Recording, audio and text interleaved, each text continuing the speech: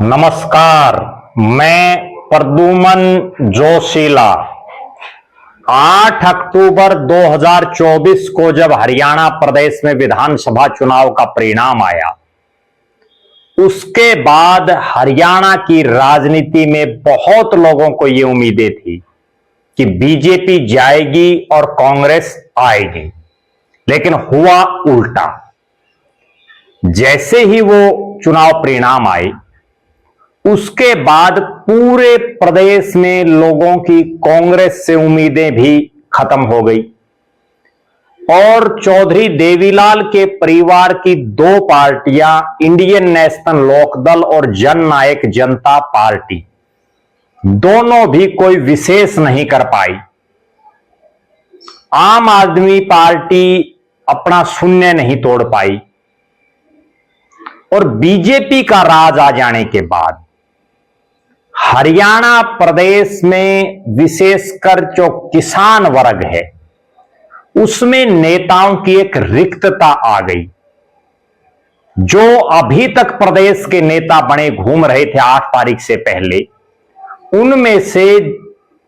उनसे लोगों का विश्वास कम हो गया और जनता को यह लगने लगा कि हम जिनको अगवानी हमने दे रखी थी, उनके नेतृत्व में बात बनने वाली नहीं है। अब प्रदेश में एक नए राजनीतिक समीकरण बनने जा रहे हैं। बहुत से नेता ऐसे हैं, बहुत सी हरियाणा प्रदेश की जनता ऐसी है जो ये चाहती है कि चौधरी देवीलाल का परिवार इकट्ठा हो और उनकी तरफ टकटकी लगाए पिछले काफी समय से देख रहे हैं। चौधरी ओम प्रकाश चौटाला के निधन के बाद यह चर्चा बड़ी तेजी से चली थी कि अब यह परिवार एक हो सकता है, लेकिन पिछले दिनों आप सबको याद है, हमने भी उस पर वीडियो बनाया कि किस तरह से जूता प्रकरण चला ओम प्रकाश चौटाला के दो बेटों के बीच में, दो बेटों की जो राजनीतिक पार्टियां हैं उनके नेताओं के बीच में। और उसके बाद एक बार फिर से यह स्पष्ट हो गया कि ओम प्रकाश चौटाला का परिवार यानी उनके दोनों बेटे अब एक साथ नहीं हो सकते।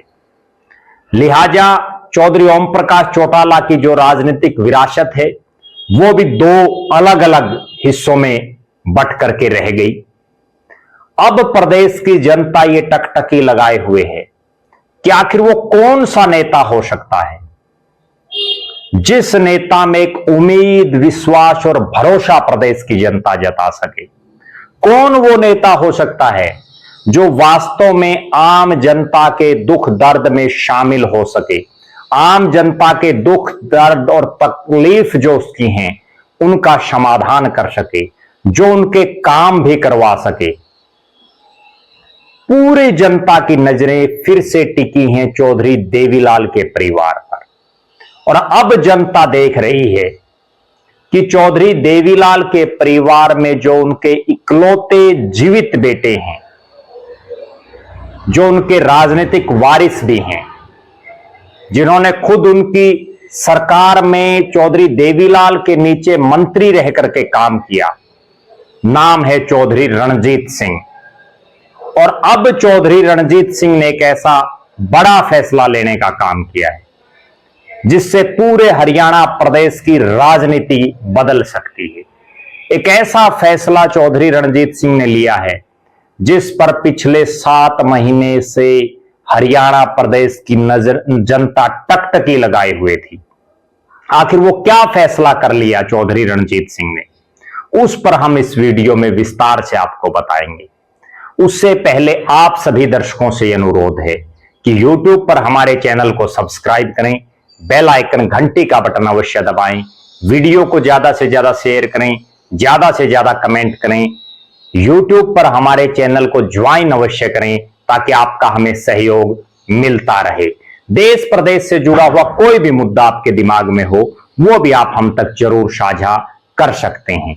एक विशेष बात, जो दर्शक निष्पक्ष, निर्भीक और स्वतंत्र पत्रकारिता में विश्वास रखते हैं, जो दर्शक चाहते हैं कि निष्पक्ष, निर्भीक और स्वतंत्र पत्रकारिता का हमारा ये कारवां यूं ही आगे बढ़ता रहे, वो हमें आर्थिक सहयोग जरूर करें। उसके लिए आप हमारे मोबाइल नंबर 9416674472 9416674472 पर आप गूगल पे या फोन पे जरूर करें। गूगल पे फोन पे करके उसका स्क्रीनशॉट लेके इसी नंबर पर आप व्हाट्सएप कर दें। हमने एक खास मुहिम चलाई हुई है।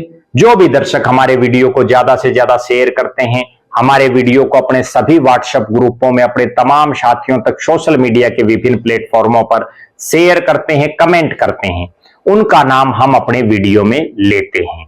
और उसके लिए आपको करना केवल इतना है कि वीडियो को ज्यादा से ज्यादा शेयर करके उसका स्क्रीनशॉट लेके हमारे मोबाइल नंबर 9416674472 9416674472 पर आप व्हाट्सएप कर दें। अब जो मैं बात बता रहा हूं वो हरियाणा प्रदेश की राजनीति में बड़ा परिवर्तन लाएगी। पिता पुत्र दोनों नापेंगे पूरा हरियाणा। चौधरी रणजीत सिंह ने बड़ा राजनीतिक कदम उठाया। चौधरी रणजीत सिंह पिछले कुछ दिन से हरियाणा प्रदेश के अलग अलग हिस्सों में जाकर के अपने कार्यकर्ताओं से, चौधरी देवीलाल के पुराने जो साथी रहे हैं उनके दौर के, उनसे भी, नई पीढ़ी से भी मंत्रणा कर रहे हैं, विचार विमर्श कर रहे हैं, कार्यकर्ताओं की मीटिंगें ले रहे हैं। इसी कड़ी में वो जींद में मीटिंग ले चुके हैं और हिसार में तो वो पिछले 17 साल से लगातार आ रहे हैं। जी हां, जब उन्होंने 2008 में पूर्व मुख्यमंत्री चौधरी भजनलाल के सामने कांग्रेस प्रत्याशी के तौर पर आदमपुर विधानसभा से चुनाव लड़ा था, तब से वो लगातार हर महीने हिसार आ रहे हैं। पहले उन्होंने 2 तारीख निश्चित की थी, फिर 5 तारीख की, और अभी पिछले 2 महीने से वो 23 तारीख को आ रहे हैं। लेकिन इस बार आगे से उन्होंने भविष्य में 5 तारीख ही फिर से फिक्स कर दी है। जींद में उन्होंने अपने कार्यकर्ताओं की मीटिंग ली, अच्छे खासी भीड़ उमड़ी। उसके बाद जब हिसार में उन्होंने मीटिंग ली तो उस मीटिंग में तो चाड़ा पाट गया, और चाड़ा ऐसा पाट गया कि हजारों की तादाद में लोग इतनी भीषण गर्मी में सुबह 10 बजे से लेकर के और शाम लगभग 5 बजे के आसपास तक तांता लगा रहा हिसार के रेस्ट हाउस में। और वो भी तब जब उसी दिन हरियाणा प्रदेश की सरकार के पंचायत मंत्री कृष्णलाल पंवार भी हिसार में ग्रीवेंस की मीटिंग ले रहे थे। चौधरी रणजीत सिंह के पास जो नेता कार्यकर्ता पहुंचे उनमें भाजपाई भी शामिल थे, उनमें कांग्रेस से भी शामिल थे, उनमें चौधरी देवीलाल के परिवार में आस्था रखने वाले लोग भी शामिल थे। यानी तमाम पार्टियों की बंदिशों को तोड़ करके उनसे मिलने के लिए, अपना समर्थन उनको देने के लिए, अपना साथ सहयोग देने के लिए भारी तादाद में लोग उमड़े। और इस दौरान उनके बेटे और उनकी राजनीति को आगे जो संभालने का काम करेंगे, गगनदीप सिंह चौटाला, वो भी उपस्थित रहे। वो लगातार युवाओं से मिलते, बुजुर्गों का आशीर्वाद लेते रहे और लोगों को, जनता को अपने पिता की तरह ही उनसे व्यवहार करते रहे, सौम्य व्यवहार करते रहे और लोगों को अपना बनाते चले गए। हिसार के बाद अब चौधरी रणजीत सिंह ने एक और ऐलान किया है। 7 जून को वो यमुनानगर में अपना कार्यकर्ताओं का एक सम्मेलन कर रहे हैं, यमुनानगर हरियाणा के एक आखिरी छोर पर। और उसके बाद मेरे पास जो सूचनाएं मिल हैं उनके मुताबिक वो मेवात में एक बहुत बड़ा कार्यक्रम हजारों लोगों का करने जा रहे हैं। और मेवात की धरती जो चौधरी देवीलाल के परिवार को सिर आंखों पर बैठाती है, वहां चौधरी रणजीत सिंह अपना कार्यकर्ता सम्मेलन करेंगे। उसके बाद वो भिवानी में एक कार्यकर्ता सम्मेलन करेंगे, महेंद्रगढ़ में कार्यकर्ता सम्मेलन करेंगे, पानीपत में कार्यकर्ता सम्मेलन करेंगे, फतेहाबाद में, और सिरसा तो उनका घर है। लिहाजा हरियाणा के जो 22 के 22 जिले हैं उसमें हर जिले में वो जाएंगे, हर जिले में वो चौधरी देवीलाल के समय से लेकर के और उसके बाद आज तक जो लोग हैं उन सब से मिलेंगे, उनको अपने साथ जोड़ेंगे, जो वर्षों से उनके साथ हैं उनको और ज्यादा हिम्मत बंधाएंगे और ये कारवां हजारों का जो उनका कारवां है ये लाखों में चला जाएगा। इस तरह का वो कार्यकर्ता अपने साथ जोड़ेंगे। और जो हरियाणा प्रदेश की राजनीति में एक रिक्तता आ चुकी है कि कोई मजबूत किसान नेता नहीं दिख रहा, किसान समाज से आने वाला कोई मजबूत चेहरा फिलहाल उभर करके नहीं आ रहा, उस कमी को चौधरी रणजीत सिंह पूरा कर सकते हैं। चौधरी रणजीत सिंह जब मंत्री थे, पहले मैं आपको उनका पूरा राजनीतिक कैरियर बता देता हूं। चौधरी देवीलाल के तीसरे नंबर के वो बेटे चौधरी रणजीत सिंह, उन्होंने अपने पिता की उंगली पकड़ करके राजनीति शुरू की। अपने पिता चौधरी देवीलाल के साथ उन्होंने बहुत लंबा संघर्ष किया और 1987 में आप कद देखिए चौधरी रणजीत सिंह का, 1987 में जब चौधरी देवीलाल ने स्पष्ट तौर पर कह दिया था कि इस चुनाव में उनके परिवार का कोई सदस्य चुनाव नहीं लड़ेगा, उसके बावजूद उन्होंने अपने बेटे रणजीत सिंह को, चौधरी रणजीत सिंह को चुनाव लड़ाया 1987 में और चौधरी रणजीत सिंह विधायक बने। विधायक बनने के बाद चौधरी देवीलाल की सरकार में मंत्री बने। जब चौधरी देवीलाल उप प्रधानमंत्री बन गए तो वो अपने बड़े भाई चौधरी ओम प्रकाश चौटाला की कैबिनेट में भी मंत्री रहे और उस समय 1989 में जब चौधरी देवीलाल देश के उप प्रधानमंत्री बने तो ज्यादातर जो विधायक थे चौधरी देवीलाल की पार्टी के, वो चाहते थे कि चौधरी रणजीत सिंह मुख्यमंत्री बने। चौधरी रणजीत सिंह चूंकि विधायक भी थे और उनका तमाम जो विधायक थे उनके साथ अच्छे खासे उनके संबंध थे। विधायक चाहते थे कि चौधरी रणजीत सिंह मुख्यमंत्री बने, लेकिन चूंकि परिवार के बड़े बेटे चौधरी ओम प्रकाश चौटाला थे, इसलिए चौधरी देवीलाल ने ओम प्रकाश चौटाला को मुख्यमंत्री बनाने का फैसला किया और उनका वो फैसला गलत भी साबित हुआ। गलत साबित इसलिए हुआ कि उसके बाद महम का एक कांड हुआ।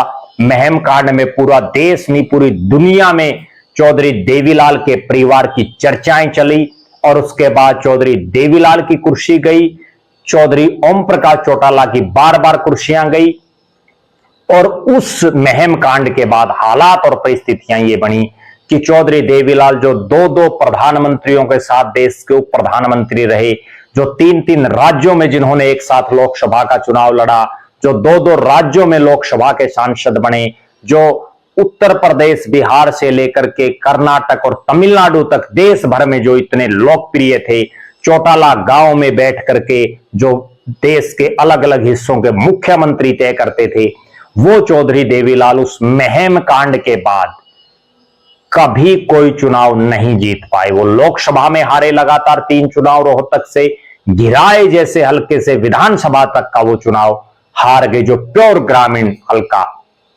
तो ये हालात उस महम कांड के बाद चौधरी ओम प्रकाश चौटाला को जो चौधरी देवीलाल ने मुख्यमंत्री बनाया, उसके बाद जो महम कांड हुआ और उसके बाद ये हालात बने।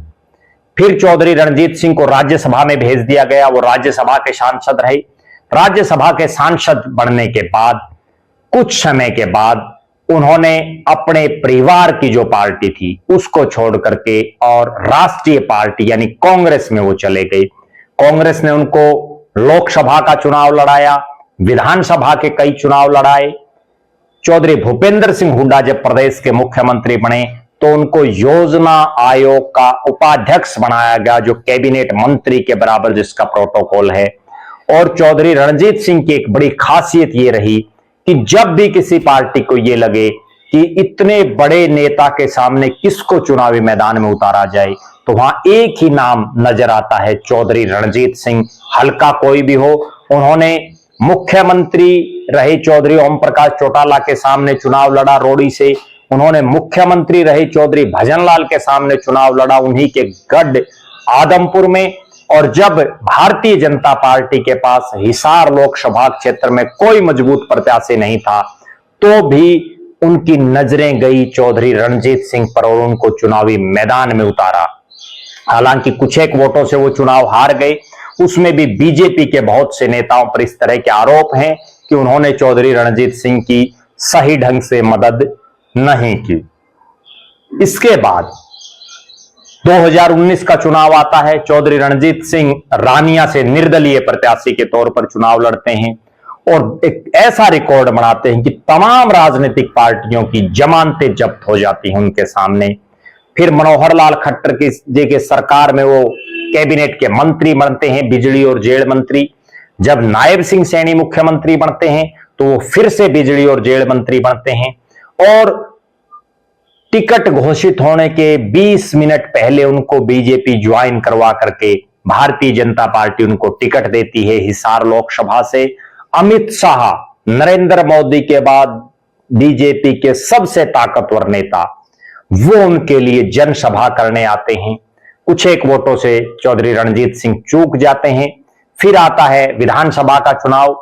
रानिया विधानसभा क्षेत्र से वो फिर से निर्दलीय चुनाव लड़ते हैं और अपने कामों के दम पर वो अच्छे खासे वोट लेने में कामयाब रहते हैं। कुछ एक मार्जिन से वो चुनाव हार जाते हैं। चुनाव परिणाम के बाद हालात और परिस्थितियां ये बनती हैं कि हरियाणा प्रदेश की जनता को एक ऐसा नेता चाहिए जो उनके बीच का हो, जो उन जैसा हो, जो उनके हकों की आवाज उठा सके, जो उनके लिए संघर्ष कर सके। अब उस कड़ी में चौधरी रणजीत सिंह ने बड़ा बोल्ड और बड़ा साहसिक फैसला ले लिया है और इस फैसले के मायने तब और ज्यादा बढ़ जाते हैं जब हरियाणा प्रदेश की जनता, जो चौधरी ओम प्रकाश चौटाला के परिवार की दो पार्टियां, एक जेजेपी और एक इंडियन नेशनल लोकदल, दोनों में अपना भविष्य उनको नहीं नजर आ रहा। दोनों में ये नजर आ रहा है कि दोनों आपस में ही एक दूसरे के ऊपर कटाक्ष कर रहे हैं, एक दूसरे को नीचा दिखाने का काम कर रहे हैं, एक दूसरे पर छीटाकशी कर रहे हैं। प्रदेश की जनता के हकों की आवाज उठाने के बजाय आपसी जूतम पैचार उनमें चल रही है। उस लिहाज से जब चौधरी देवीलाल के ही परिवार में नहीं बल्कि चौटाला गांव में जो एक पूरा कुनबा है चौधरी देवीलाल के परिवार का, वृद्ध जो कुनबा, जो बहुत बड़ा, उसमें भी सबसे बड़े आज के दिन चौधरी रणजीत सिंह हैं।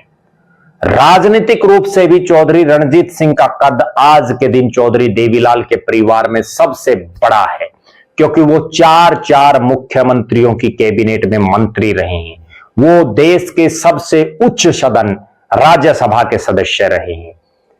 चौधरी रणजीत सिंह चौधरी देवीलाल के बेटे हैं और जो चौधरी देवीलाल के 4 बेटे थे उनमें से अभी फिलहाल चौधरी रणजीत सिंह इकलौते वो हैं जो जीवित हैं, यानी अपने पिता की राजनीतिक विरासत को अब चौधरी रणजीत सिंह में जनता देख रही है।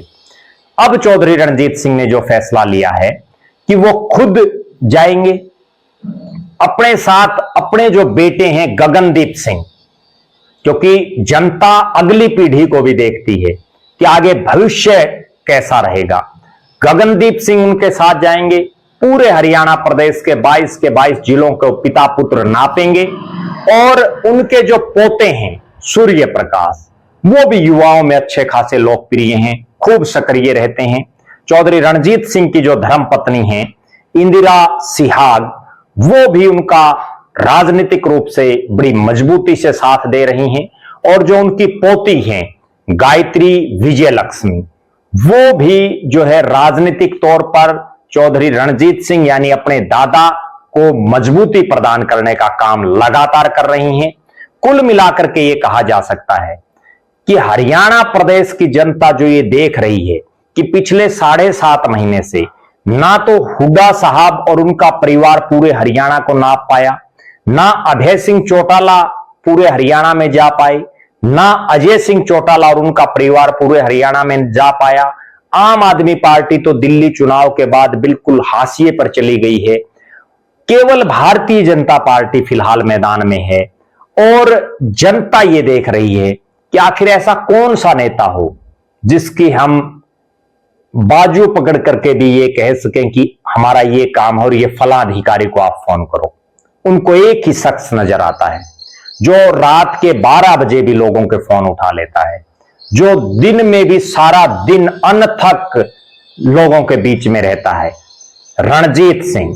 और जब चौधरी रणजीत सिंह हरियाणा प्रदेश के अलग अलग इलाकों में घूमेंगे, चौधरी देवीलाल के पुराने साथियों को अपने साथ जोड़ेंगे, अपने समय के जो उनके पुराने साथी हैं उनको अपने साथ दोबारा से सक्रियता पूर्वक जोड़ेंगे, नए युवाओं को अपने साथ जोड़ेंगे, तो हरियाणा की राजनीति में एक मजबूत विकल्प के तौर पर चौधरी रणजीत सिंह उभरेंगे।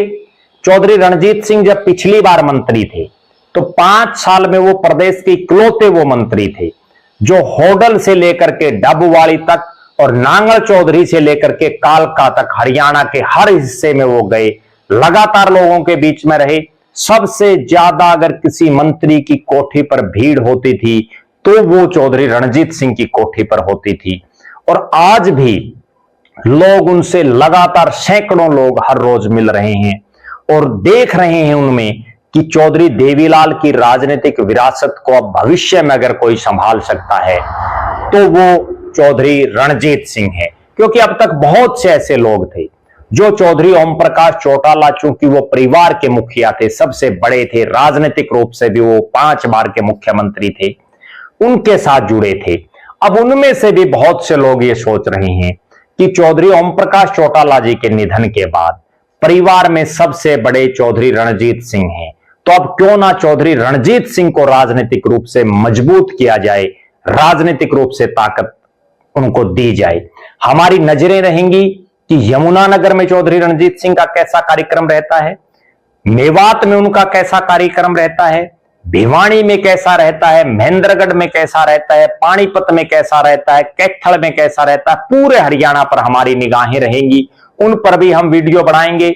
आप दर्शक ये कमेंट करें कि चौधरी रणजीत सिंह ने जो अभी पूरे हरियाणा प्रदेश में घूमने का फैसला किया है, पूरे हरियाणा प्रदेश में लोगों को अपने साथ जोड़ने का फैसला किया है, उसको आप किस नजरिए से देखते हैं। आप दर्शक ये कमेंट करें कि चौधरी रणजीत सिंह लोगों के बीच में जो रहते हैं उस पर आपका क्या मानना है। आप ये भी कमेंट करें कि क्या चौधरी देवीलाल परिवार की राजनीतिक विरासत को भविष्य में चौधरी रणजीत सिंह संभाल सकते हैं।